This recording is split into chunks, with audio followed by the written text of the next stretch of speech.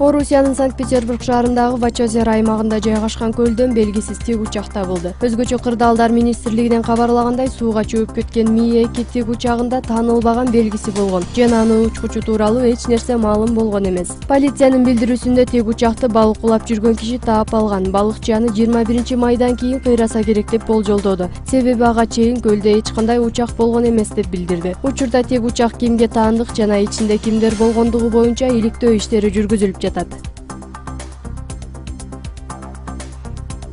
Бангладештеги Coca-Cola компаниясынын баш кадиси Ислам мамлекети уюмунун өкүлү деген шек менен колго түшүрүлдү. Полициянын маалыматына ылайык, компания кызматкери өлкөдөгү согушкерлердин тобун башкарып турган. Аны менен бирге жергиликтүү мектептердин биринде эмгектенген мугалим кармалган. Coca-Cola компаниясынын жетекчиси кызматкеринин иши боюнча бардык иликтөөлөргө жардам берерин билдирди. Бангладеште акыркы бир ай ичинде Ислам мамлекети тобунун согушчандары деген шек менен 12 киши кармалган.